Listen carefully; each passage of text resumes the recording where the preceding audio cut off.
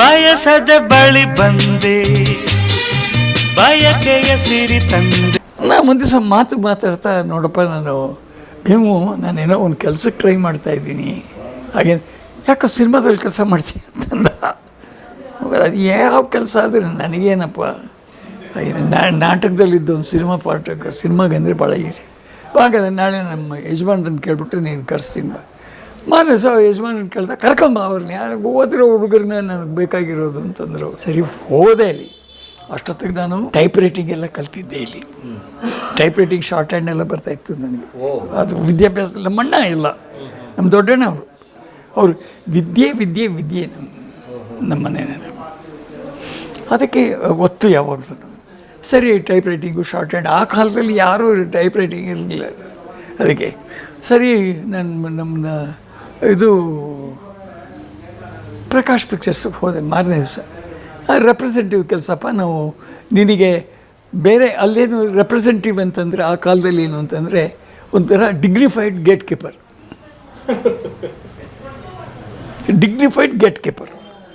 ಯಾಕೆಂದರೆ ಆಗಿನ ಕಾಲದಲ್ಲಿ ಇಲ್ಲಿಂದ ಚಿತ್ರಗಳೇನಾದರೂ ಹೋಗ್ತಾಯಿದ್ರೆ, ಬೇರೆ ಬೇರೆ ಊರುಗಳಿಗೆ ಹೋಗ್ತಾಯಿದ್ರೆ, ಆ ಊರಿನಲ್ಲಿ ಏನು ಮಾಡೋರು, ಈ ಮಾಲೀಕರೇ ಆಗಲಿ ಅಥವಾ ಕೆಲಸಗಾರರೇ ಆಗಲಿ, ಮಾಲೀಕರು ಕದೀದೆ ಹೋದರೆ ಕೆಲಸಗಾರರು ಕದಿಯೋರು, ಕೆಲಸಗಾರರು ಕದೀದೆ ಹೋದರೆ ಮಾಲೀಕರು ಕದಿಯೋರು ದುಡ್ಡನ್ನು, ಟಿಕೆಟ್ ರೀಸೇಲ್ ಮಾಡೋದು.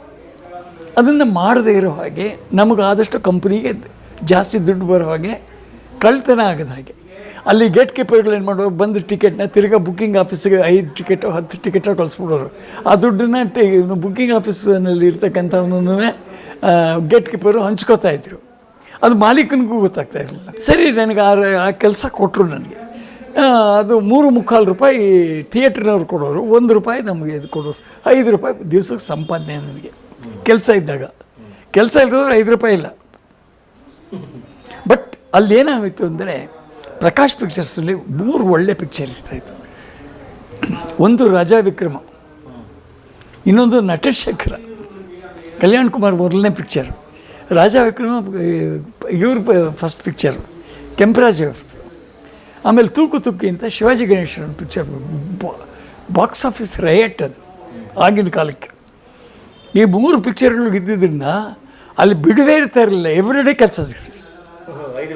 ಈ ಊರು ಬಿಟ್ಟರೆ ಆ ಊರು ಬಿಟ್ಟರೆ ಇನ್ನೊಂದು ಊರು ಬಿಟ್ಟರೆ ಇನ್ನೊಂದು ಊರು, ಆ ಥರ ನನಗೆ ಇಡೀ ಕರ್ನಾಟಕ ಟೂರ್ ಮಾಡ್ಬಿಟ್ಟೆ.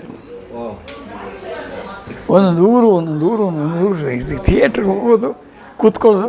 ಅದರಲ್ಲದೆ ನನಗೆ ಒಂದು ಒಳ್ಳೆ ಹೆಸರು ಬಿಡ್ಬಿಡ್ತೀನಿ. ನಾನೇ ಯಾಕೆ ಏನು ಮಾಡ್ತಾಯಿದ್ದೆ ಅಂತಂದರೆ, ನಾನು ಯಾರು ಏನು ಬೇಕಾದರೂ ನೀವು ಮಾಡ್ಕೊಳ್ಳಿಪ್ಪ, ನಂಗೆ ಗೊತ್ತಿಲ್ಲ, ಒಳಗಡೆ ಎಷ್ಟು ತಲೆ ಇದೆ ಅಷ್ಟು ಟಿಕೆಟ್ ನಿನ್ನ ಕೈಲಿ ಇರ್ಬೇಕು, ಅಷ್ಟೇ ನನಗೆ ಬೇಕಾಗಿರೋ. ಸಿಂಪಲ್. ನಾನು ತಲೆ ಲೆಕ್ಕ ಹಾಕ್ಕೊಂಡು ಇಂಟರ್ವಲ್ನಲ್ಲಿ ತಲೆ ಲೆಕ್ಕ ಹಾಕ್ಕೊಂಬರ್ತೀನಿ. ಬಿಫೋರ್ ಇಂಟರ್ವಲ್ ತಲೆ ಲೆಕ್ಕ ಹಾಕ್ಕೊಂಬರ್ತೀನಿ.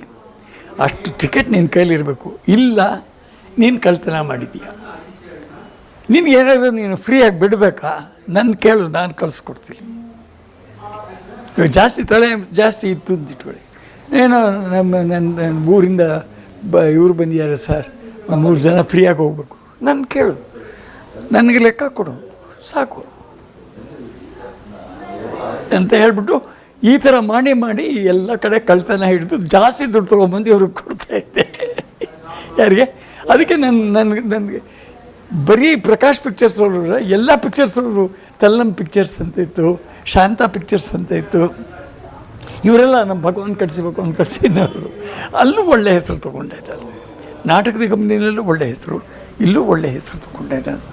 ನಟಶೇಖರ, ರಾಜಾ ವಿಕ್ರಮ, ತೂಕು ತುಕಿ, ಈ 3 ಪಿಕ್ಚರ್ ನಾನು ದುಡ್ಡು ನೋಡಿದ್ರದು ಹಣದ ಸುರಿಮಳೆ. ಸರ್, ನಾನು ಎಲ್ಲಿವರೆಗೆ ಅಂದರೆ ರಾಜಾ ವಿಕ್ರಮದಲ್ಲಿ ನಾನು ರೆಪ್ರೆಸೆಂಟೇಟಿವ್ ಆಗಿದ್ದಾಗ, ಆ ರಾಜಾ ವಿಕ್ರಮಗೆ ಜಾತ್ರೆಗಳಲ್ಲಿ ಡಿಮ್ಯಾಂಡ್, ನಮಗೆ ಕೊಡಿ ಸರ್ 10,000 ಕೊಡ್ತೀವಿ. ಆ ಕಾಲದಲ್ಲಿ 10,000 ಕೊಡ್ತೀವಿ, ನಮಗೆ ಕೊಟ್ಬಿಡಿ ಸರ್ ಜಾತ್ರೆಗಳಲ್ಲಿ.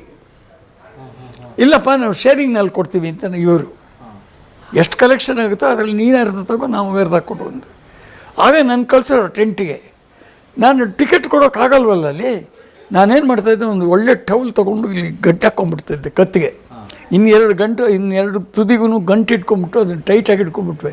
2 ಅಣೆ ಹಾಕೋದು ಒಳಗಡೆ ಹೋಗೋದು, 2 ಅಣೆ ಹಾಕೋದು. ನನಗೆ ಆ ಟೌಲ್ ಹಿಡ್ಕೊಳಕ್ಕೆ ಭಾರ ಆಗ್ತಾಯಿತ್ತು, ತುಂಬ ಹೋಗ್ತದೆ. ಈ ಥರ ಎಲ್ಲ ಮಾಡಿದ್ದೀನಿ ಸರ್ ನಾನು. Right from I think in the entire film industry ನಾನೊಬ್ಬನೇ ಒಬ್ಬ ಫ್ರಮ್ ರೂಟ್ಸ್ ಬಂದಿರೋನು. ಫ್ರಮ್ ರೂಟ್ಸ್ ಗೇಟ್ ಕೀಪರ್ ಆಗಿದ್ದವನು ಪ್ರೊಡ್ಯೂಸರ್ ಡೈರೆಕ್ಟರ್ ಆಗಿ ದಾದಾ ಸಾಹೇಬ್ ಫಾಲ್ಕೆ ಅವ್ರಿಗೂ ಹೋಗೋದು ನಾನೇ ಚಿಕ್ಕ. ಉರಿ ಬಿಸಿಲು ತಂಪಾಯ್ತು